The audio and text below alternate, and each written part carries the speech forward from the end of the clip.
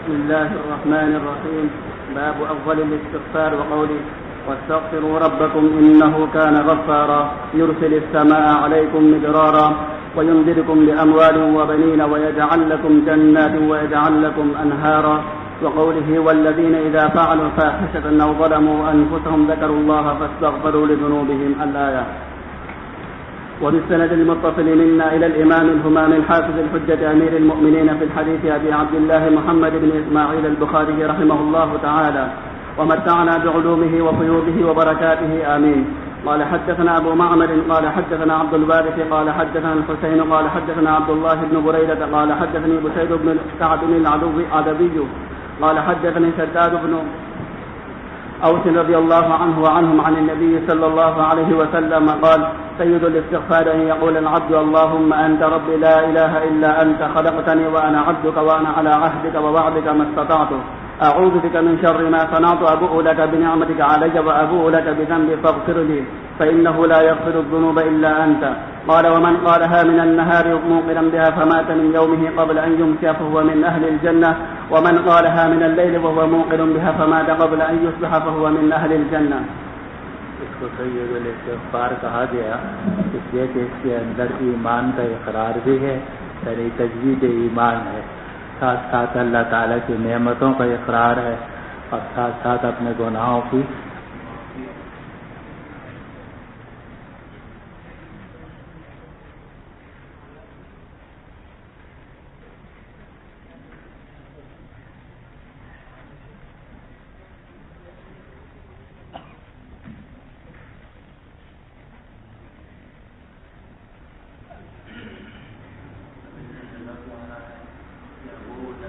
نعمتک علیہ، اے اللہ میں آپ کے لیے اقرار کرتا ہوں کہ آپ کی نعمتیں میرے اوپر بہت ہیں. ابوء اے اقر و اصدق، میں اقرار کرتا ہوں آپ کے لیے کہ آپ کی نعمتیں مجھ پر بہت ہیں. وابوء لک بذنبی، اور میں آپ کے لیے اپنے گناہوں کا اقرار کرتا ہوں کہ میں نے آپ کے نافرمانی کی ہے اور گناہ کیے ہیں. فاغفر لی فإنہ لا یغفر الذنوب الا انت. تو آدمی کو چاہیے کہ کم از کم ایک مرتبہ صبح کو اور ایک مرتبہ شام کو یہ کلمہ ضرور پڑھ لیں. جی. باب استغفار النبي صلى الله عليه وسلم في اليوم والليلة. وبه قال حدثنا أبو اليمان قال أخبرنا شعيب عن الزهري قال أخبرني أبو سلمة بن عبد الرحمن قال أبو هريرة رضي الله عنه وعنهم سمعت رسول الله صلى الله عليه وسلم يقول والله إني لأستغفر الله وأتوب إليه في اليوم أكثر من 70 مرة. آپ نے فرمایا اللہ کی قسم میں اللہ تعالیٰ سے استغفار کرتا ہوں اور اس کی طرف رجوع کرتا ہوں ایک دن میں 70 مرتبہ سے زیادہ.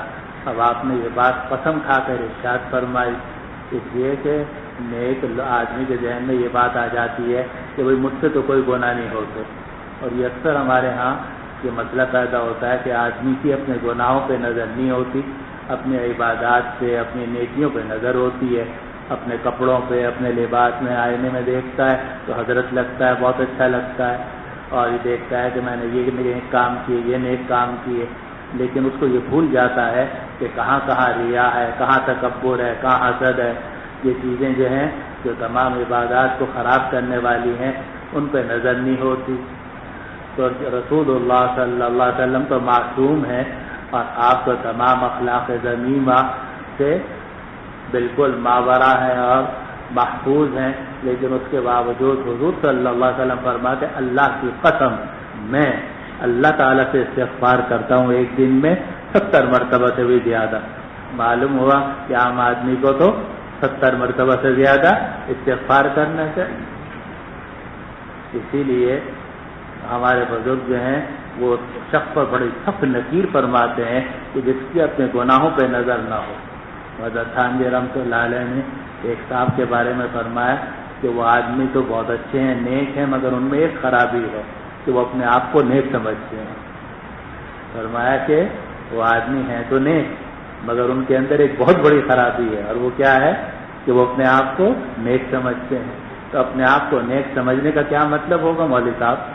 دیکھو، نیک سمجھنے کا مطلب یہ ہوگا کہ اب آپ کو استغفار کی توفیق نہیں ہوگی، اس لیے کہ آپ کہیں گے مجھ سے تو کوئی گناہ ہی نہیں ہو رہا، میں تو بہت نیک ہوں ماشاء اللہ۔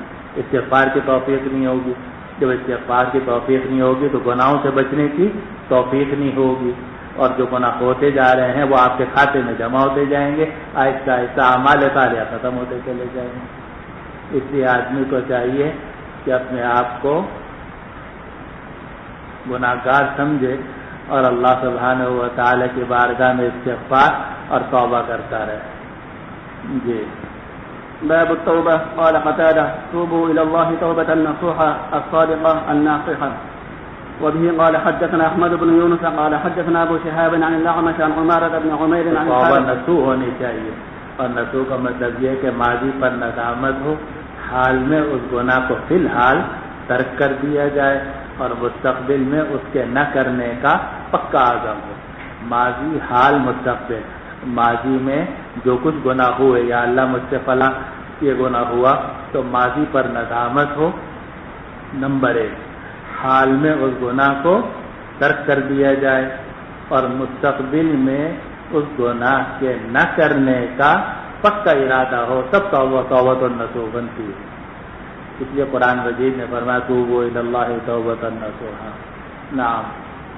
وبه قال حدثنا أحمد بن يونس قال حدثنا أبو شهاب عن الأعمش عن عمارة بن عمير عن الحارث بن سويد قال حدثنا عبد الله بن مسعود رضي الله عنه وعنهم حديثين أحدهما عن النبي صلى الله عليه وسلم والآخر عن نفسه قال إن المؤمن يرى ذنوبه كأنه قاعد تحت جبل يخاف أن يقع عليه، وإن الفاجر يرى ذنوبه كذباب مر على أنفه فقال به هكذا.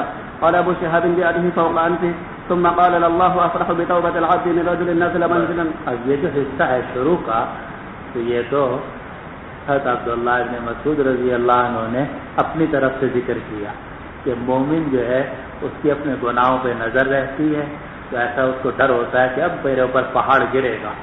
اور بدکار آدمی جو ہے، چاہے وہ دیکھنے میں نیک نظر آتا ہو، تو اس کو اپنے گناہوں کا کوئی احساس ہی نہیں ہوتا، خیال ہی نہیں ہوتا، گناہ ہو بھی جائے تو کہتا ہے مکھی کی اڑا دی۔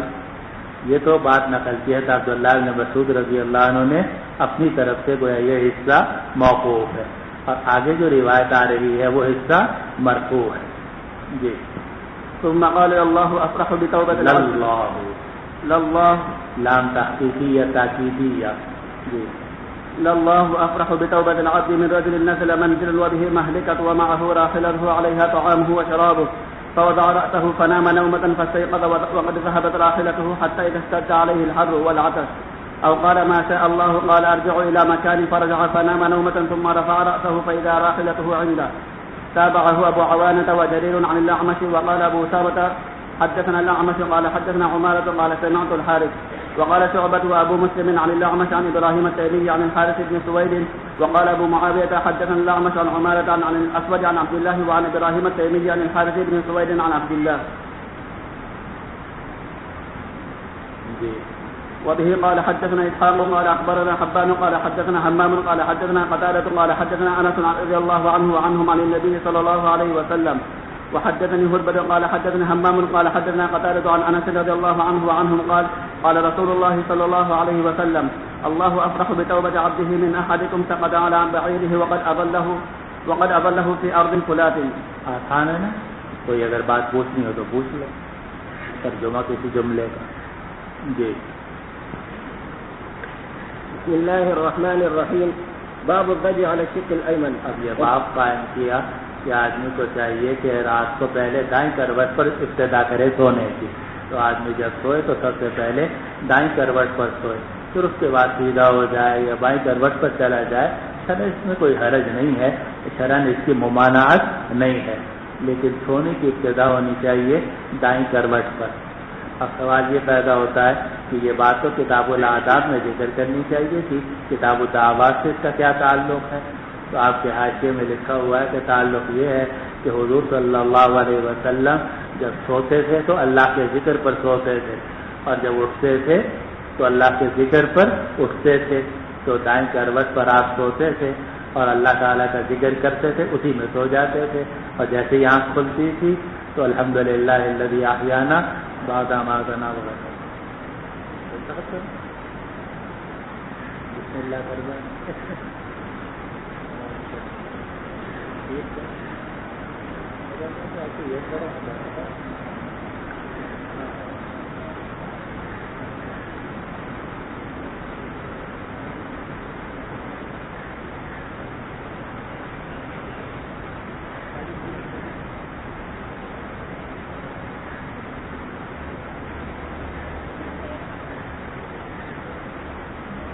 جی وبالسند المتصل منا إلى الإمام الهمام الحافظ الحجة أمير المؤمنين في الحديث أبي عبد الله محمد بن إسماعيل البخاري رحمه الله تعالى ومتعنا بعلومه وفيوزه وبركاته آمين. قال حدثنا عبد الله بن محمد قال حدثنا هشام بن يوسف قال أخبرنا معمر عن الزهري عن عروة عن عائشة رضي الله عنها وعنهم قالت كان النبي صلى الله عليه وسلم يصلي من الليل 11 ركعة فإذا طلع الفجر صلى ركعتين خفيفتين ثم استجع على شقه الأيمن حتى يجيء المؤذن فيؤذنه. یہ بھی وہ بات ہے کہ حضور صلی اللہ علیہ وسلم رات کو تہجد پڑھتے تھے اور اس کے بعد انتظار فرماتے تھے، اور جیسے ہی صبح صادق ہوتی تھی تو آپ 2 رکعت نماز سنت کی ادا کرتے تھے اور پھر اس کے بعد دائیں پہلو پر لیٹ جاتے تھے. یہ وہ مسئلہ ہے جو آپ نے کتاب الصلاۃ میں بھی پڑھ لیا ہو. اور ہمارے استاد حضرت مولانا ادریس صاحب کاندھلوی رحمۃ اللہ علیہ فرماتے تھے کہ حضور صلی اللہ علیہ وسلم تو ساری رات، آدھی رات، تہائی رات عبادت کیا کرتے تھے، حتیٰ تورت قدما، یہاں تک کہ آپ کے قدم پر ورم آ جاتا تھا تو پھر اس کے بعد آرام فرماتے تھے. اور فرماتے تھے یہ جو اہل حدیث ہیں تو یہ آتے ہیں ساری رات سوتے رہتے ہیں بیوی کے پاس، پھر آ کے یہاں 2 رکعت نماز پڑھتے ہیں سنت کی مسجد میں، اور پھر مسجد میں آ کے لیٹ جاتے ہیں. فرمایا اس عمل کا حضور صلی اللہ علیہ وسلم کے عمل کے ساتھ کیا تعلق ہے؟ تو یہ جو رجع علی شق الایمن 2 رکعت سنت کے بعد ہے، یہ ہے آرام حاصل کرنے کے لیے. ٹھیک ہے، آدمی کو آرام بھی کرنا چاہیے عبادت کے ساتھ ساتھ، لیکن عبادت بھی تو کرنی چاہیے. جی باب اذا بات طاهرا وصلي وبه قال حدثنا مسدد. آدمی جب رات کو سونے لگے تو وضو کر کے سوئے، اور جب وضو کر کے سوئے گا تو نیند سے وضو ٹوٹے گا یا نہیں ٹوٹے گا؟ مولوی صاحب ٹوٹے گا. اس سے معلوم ہوا کہ یہ سونا جو ہے یہ جو وضو کرنا ہے یہ پاک مسلسل پاک رہنے کے لیے نہیں ہے، بلکہ یہ سنت ہے جناب رسول اللہ صلی اللہ علیہ وسلم. اسی لیے اگر آپ نے وضو کیا اور وضو کرنے کے بعد پھر وضو ٹوٹ گیا تو دوبارہ وضو کرنے کی ضرورت نہیں. مثلا آپ نے وہ 2 رکعت آپ نے وضو کیا، وضو کرنے کے بعد آپ دائیں کروٹ پر لیٹ گئے، اللہ کا ذکر کیا، پھر فرض کر لو کہ وضو ٹوٹ گیا تو دوبارہ جا کر وضو کرنے کی اس لیے ضرورت ہے کہ وضو تو ٹوٹے ہی ٹوٹے گا، جب سو گئے تو بھی ٹوٹے گا. جی وبه قال حدثنا مسدد قال حدثنا معتمر قال سمعت منصورا عن سعد بن عبيدة قال حدثني البراء بن عازب رضي الله عنه وعنهم قال لي رسول الله صلى الله عليه وسلم اذا اتيت مضجعك فتوضا وضوءك للصلاه ثم استجع على شقك الايمن. یہ دونوں جو یہ امر ہے توضا اور استجع، یہ دونوں امر کس کے لیے ہیں؟ استحباب کے لیے. جی وقل اللهم اسلمت وجهي اليك وفوضت امري اليك والجأت ظهري اليك رهبة ورغبة اليك لا ملجأ ولا منجا منك الا اليك امنت بكتابك الذي انزلت وبنبيك الذي ارسلت فان مت على الفطرة واجعلهن اخر ما تقول. فقلت استذكرهن وبرسولك الذي ارسلت قال لا وبنبيك الذي ارسلت. ترجمہ کرانے کی ضرورت تو نہیں. اب یہ ملجا جو ہے یہ محمود اللہ ہے اور منجا جو ہے یہ ناقص غاوی ہے، تو یہ آخر میں اس کے ملجا میں آخر میں حمزہ ہے اور منجا کے آخر میں حمزہ ہے، لا ملجا ولا منجا. اور یہ جو آ رہا ہے کہ وَنَبِيِّكَ الَّذِي أَرْسَلْتَ، تو یہ روایت میں آ رہا ہے نبی، تو راوی نے جب اس کو نقل کیا تو نبی کو تبدیل کیا کس کے ساتھ؟ رسول کے ساتھ. تو نکیر کی کہ نہیں، جس طرح ہم کہہ رہے ہیں اسی کو. معلوم ہوا کہ حتی الامکان ادعیہ معذورہ میں تبدیلی نہیں کرنی چاہیے. حتی الامکان ادعیہ معذورہ کے الفاظ میں تبدیلی نہیں کرنی چاہیے. جس طریقے سے حضور صلی اللہ علیہ وسلم سے روایت آ رہی ہے اسی کو برقرار رکھنا چاہیے. جی. باب ما يقول إذا نام. وبه قال حدثنا قبيصة قال حدثنا سفيان عن عبد الملك عن ربعي بن حراش عن حذيفة بن اليمان رضي الله عنه وعنهم قال كان النبي صلى الله عليه وسلم إذا أوى إلى فراشه قال باسمك أموت وأحيا وإذا قام قال الحمد لله الذي أحيانا بعدما أماتنا وإليه النشور. اب یہ احیانا بعد ما اماتنا سے یہ مسئلہ ثابت ہوا کہ نیند کے اندر بھی موت آ گئی تھی. نیند میں موت تھی. الحمدللہ الذی احیانا بعد ما اماتنا. تو موت کس طرح آئی؟ نیند کی شکل میں. اور یہ بات قرآن مجید میں بھی ہے. اللہ یتوفی الانفس حین موتها والتی لم تمت فی منامها. معلومات نیند کے اندر بھی موت آتی ہے لیکن موت کے باوجود روح کا تعلق جسم سے باقی رہتا ہے یا نہیں رہتا؟ باقی رہتا ہے. روح کا تعلق جسم سے باقی رہتا ہے. اسے معلوم ہوا کہ نیند کے اندر بھی روح کا تعلق جسم سے باقی رہتا ہے مگر وہ تعلق نظر آتا ہے. اور موت کے بعد بھی روح کا جسم سے تعلق برقرار رہتا ہے مگر نظر نہیں آتا. اور یہ تھوڑا سا فرق ہے. اسی لیے اہل سنت والجماعہ یہ کہتے ہیں کہ جو عذاب قبر ہے وہ روح پر بھی ہوتا ہے اور اس کا تعلق جسم کے اجزاء کے ساتھ بھی ہوتا ہے. چلو. وبه قال حدثنا سعيد بن الربيع ومحمد بن عرعرة قال حدثنا شعبة عن أبي إسحاق أنه سمع البراء بن عازب رضي الله عنه وعنهم أن النبي صلى الله عليه وسلم أمر رجلا.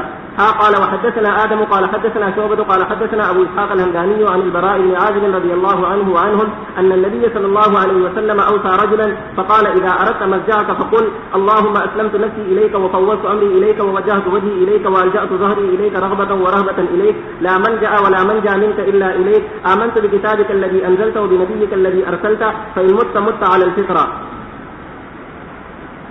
باب وضع اليد تحت خد اليمنى. وبه قال حدثنا مستحب ہے کہ آدمی دائیں کروٹ پر سوئے اور دانا ہاتھ جو ہے اپنے دانے رخسار کے نیچے رکھ لے.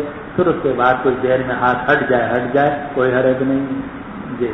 وبه قال حدثنا موسى بن إسماعيل قال حدثنا أبو عوانة عن عبد الملك عن ربعي عن حذيفة رضي الله عنه وعنهم قال كان النبي صلى الله عليه وسلم إذا أخذ مضجعه من الليل وضع يده تحت خده ثم يقول اللهم باسمك أموت وأحيا وإذا استيقظ قال الحمد لله الذي أحيانا بعدما أماتنا وإليه النشور. بار بار یہ معلوم ہو رہا ہے کہ موت آ گئی تھی. مولوی صاحب نیند کے اندر موت آ گئی تھی مگر روح کا تعلق جسم سے باقی. جی.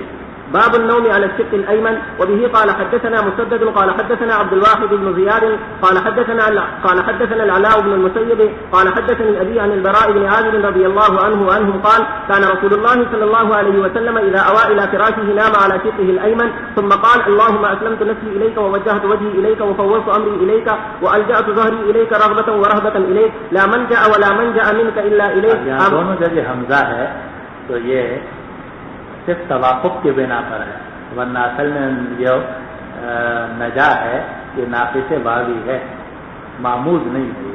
جی. آمنت بكتابك الذي أنزلت ونبيك الذي أرسلت.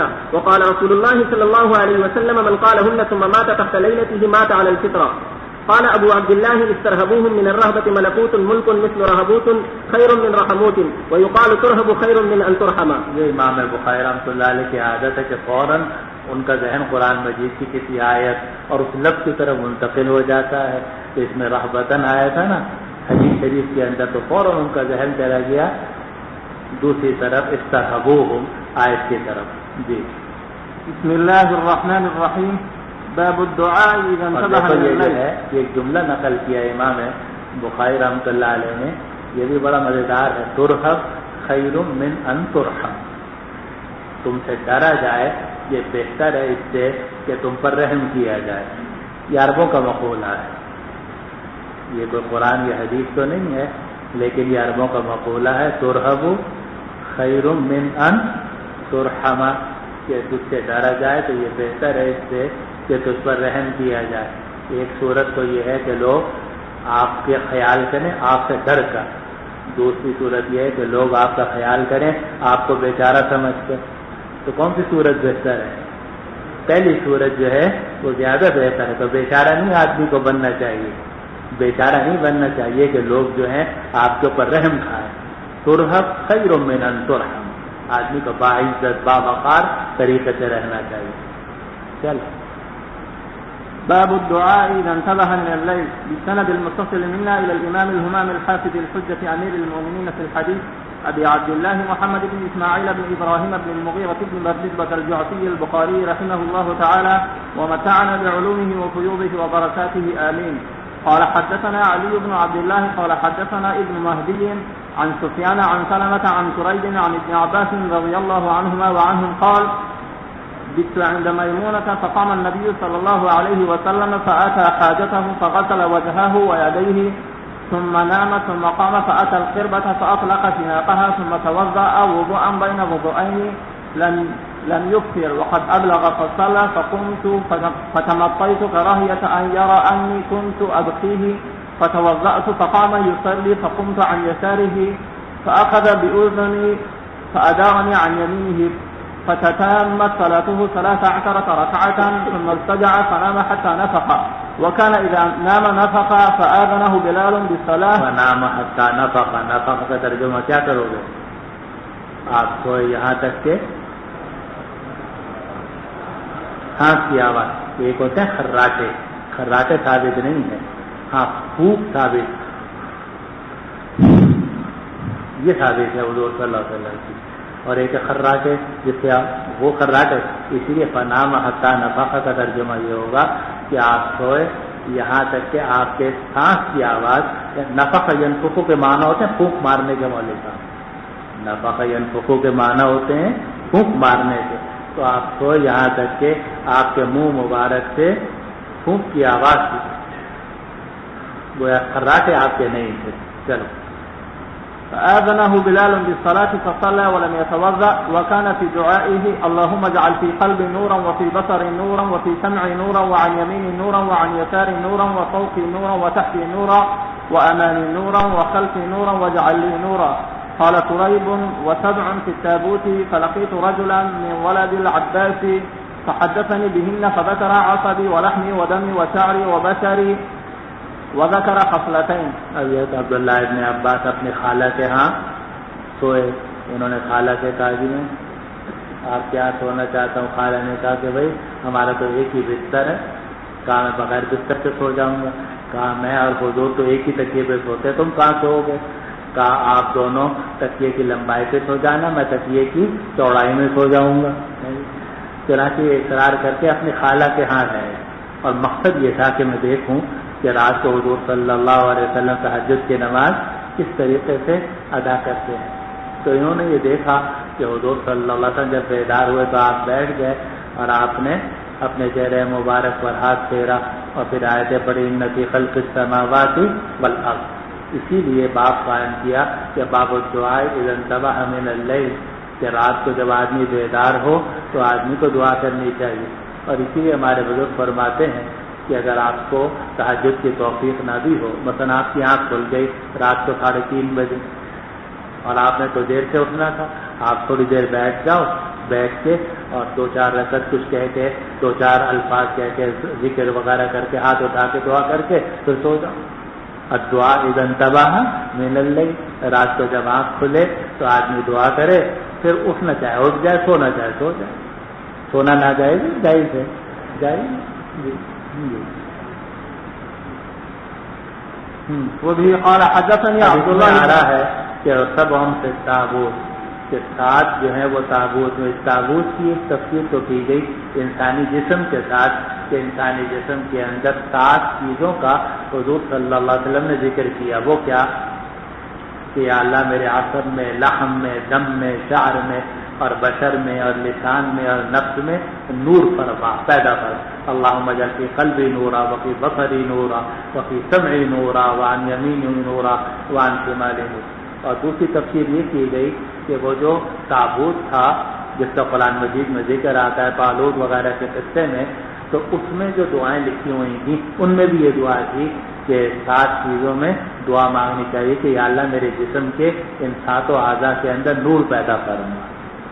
جی. اور اسی کو قرآن مجید میں بھی فرمایا گیا. حدیث سب تفسیر ہے قرآن کی. قرآن میں آتا ہے ربنا اتمم لنا नूराना ए परवरदिगार हमारे नूर को पूरा फरमा दीजिए। तो आंखें भी नूरानी होनी चाहिए, दिल भी नूरानी होना चाहिए, दाएं बाएं ऊपर नीचे नूर ही नूर होना चाहिए जी। وبه قال حدثني عبد الله بن محمد قال حدثنا سفيان قال سمعت سليمان بن أبي مسلم عن طاووس عن ابن عباس رضي الله عنهما وعنهم قال كان النبي صلى الله عليه وسلم إذا قام من الليل يتهجد قال اللهم لك الحمد أنت نور السماوات والأرض ومن فيهن ولك الحمد أنت قيم السماوات والأرض ومن فيهن ولك